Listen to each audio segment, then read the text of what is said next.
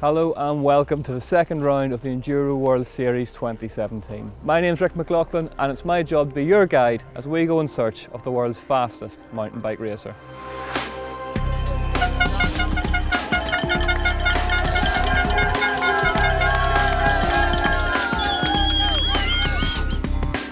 And that's a search that got slightly more complicated after an action-packed round one in Rotorua, New Zealand, where there were definitely more questions than answers.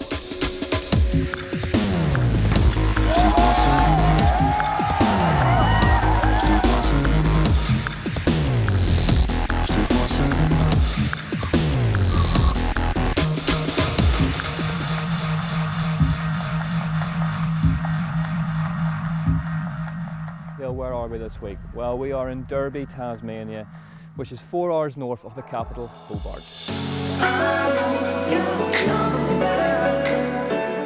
As you can see from this map, the Blue Derby Trail network is a sprawling one, which cuts its way right through the Cascade Forest. It's only been in existence for 3 years, thanks to substantial local government funding, and we're going to be using some of its finest, most difficult trails this weekend.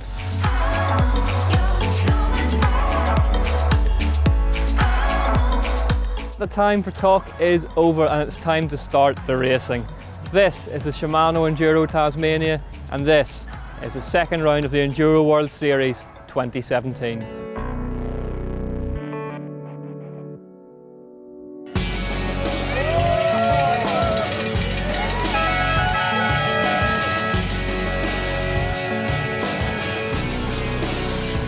It's amazing, it was so much fun. It started raining pretty hard, like halfway down. I know, obviously want to do well, but I feel like me and Jared have got the weight of Australia on us a bit. You think the rain's going to affect the overall race today?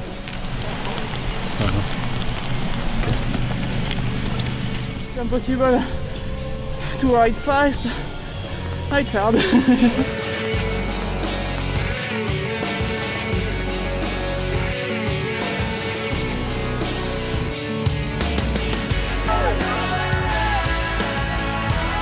After a week of near-perfect riding conditions, the heavens opened over Derby to confirm what many had suspected. The second one-day race of 2017 was to be a waterlogged affair. Once again, those who started early in the order would make the most of the drier, faster going. In the women's race, Isabeau Courdurier was in a bullish mood. The French woman had been devastated by a DNF at round one and was clearly in Tasmania to do a job of work. She stormed home to win her first stage of 2017 ahead of Katie Winton. Jared Graves, racing at his home round, took the victory on the fast and flowy stage one, with Forbes and Osborne completing the top three. It was shaping up to be a day which would test even world champions, as a dejected Richie Rude would finish stage one down in 23rd.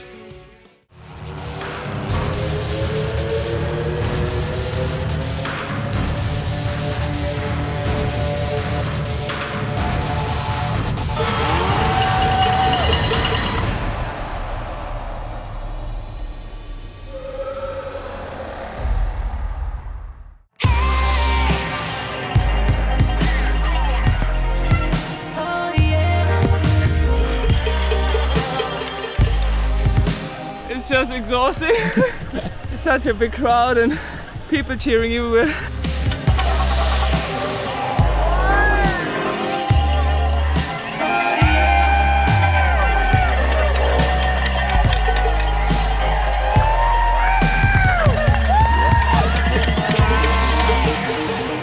After Rotorua, I was so looking forward to race the stage, so I'm like so freaking stoked to be here.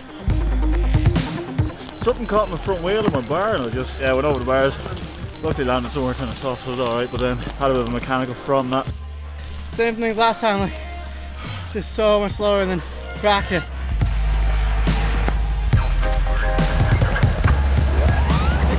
Belgian Martin Mays was the fastest through the gaps and took a stage win to cement his control over the overall lead. Jesse Melamed battled home to second, which leapfrogged him above Graves in the overall, whilst fast Frenchman Adrian Daly was now up to fourth. Irishman Greg Callahan crashed amid the rocks but managed to somehow make it home inside the top 30. Isabeau marched on in the women's with another win to cement first place in the overall. The reigning world champion Cécile Ravenel was now almost at arm's length, some 15 seconds back, but could she keep her there?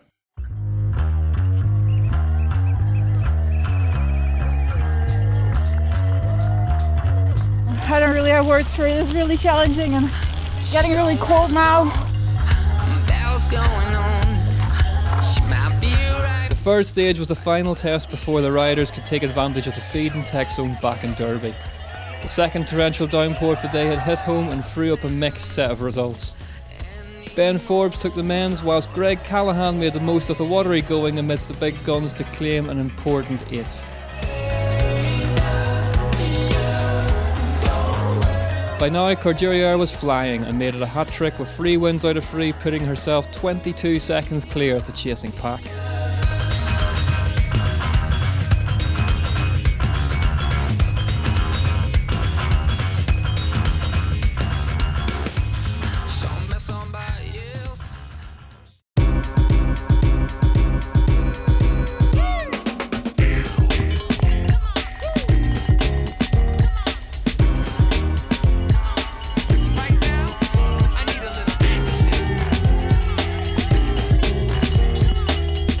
All the dirt between all the rocks was gone and you were just getting manhandled by all those rocks.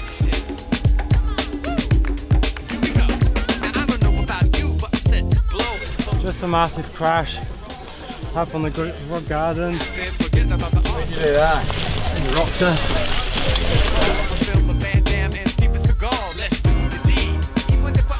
That fucking hurts so much.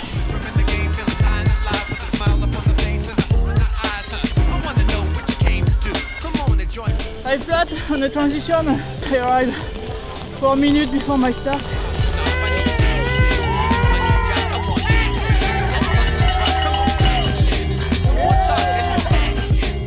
It was so wet that it was quite grippy, but you were just scared, but I had a pretty clean run.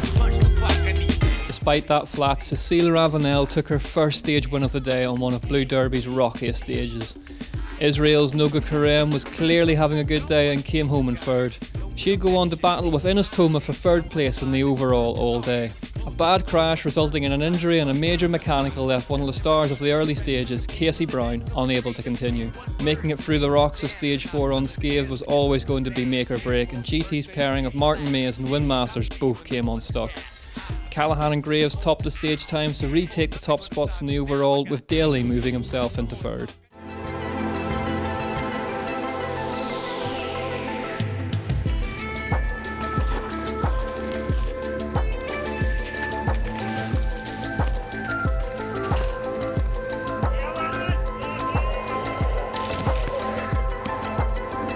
So it's slippery just in between the rocky section.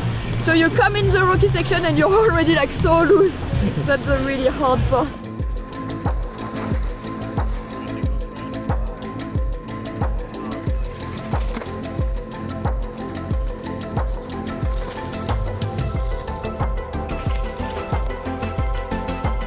Stage 5 would also go Ravenel's way, but Cordelier was boxing clever and protected her lead with a second place, only losing 2 seconds to Cécile. Caro Gehrig had her best stage of the day for third.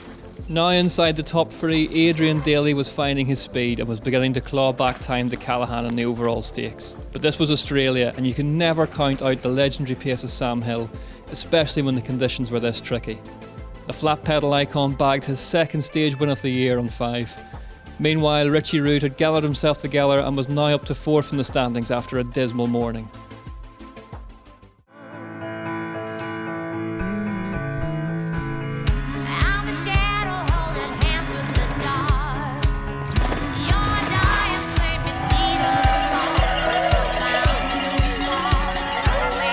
Super fast, bunch of ruts. It's like a moto track.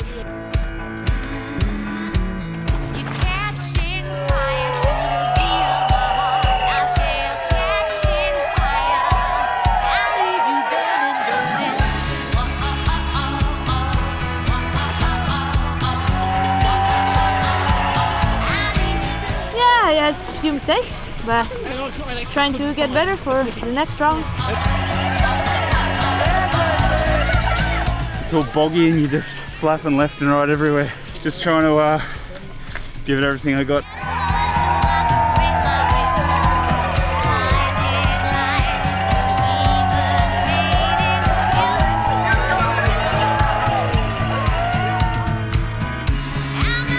Seven's real short, you're not going to win the race, but you'll certainly lose it there.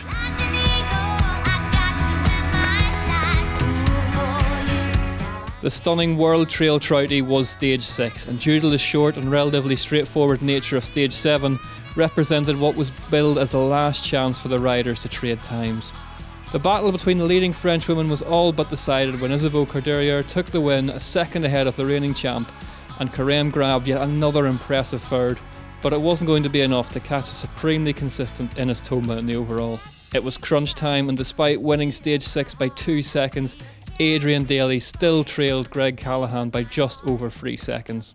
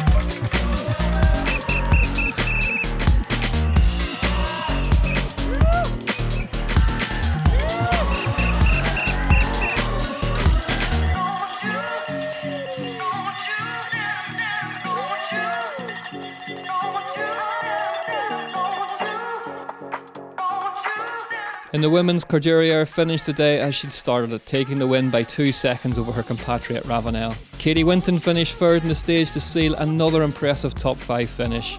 Noga Carême came home in a remarkable 4th, just behind third place Ines Thoma. Bex Barona claimed a scintillating 6th. Greg Callahan's words would come back to haunt him. He lost the front end in a turn on the relatively straightforward stage 7. That crash would cost him dearly, and handed 20-year-old Adrian Daly his first EWS win. Hill cemented third place in the overall with a stage win.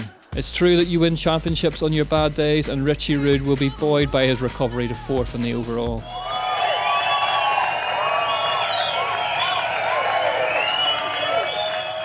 Did you know you were in with a chance of No, we winning? didn't know during the day, and yeah, it was a big surprise. And Are you really excited for the rest of the year now? yeah, I hope the weather will be better,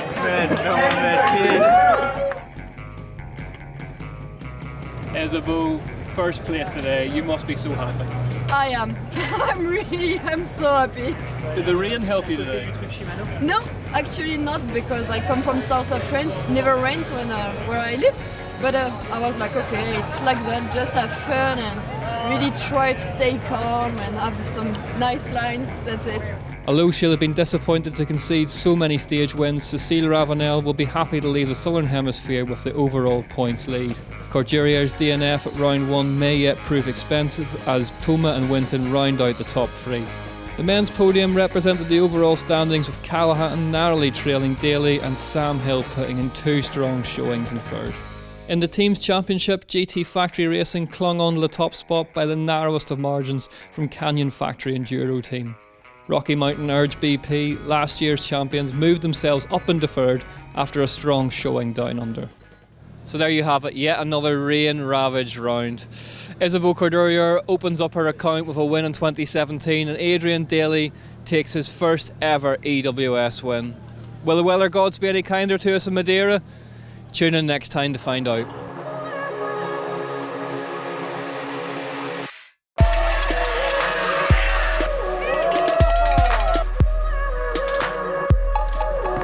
Feel like me and Jared have got the weight of Australia on us a bit.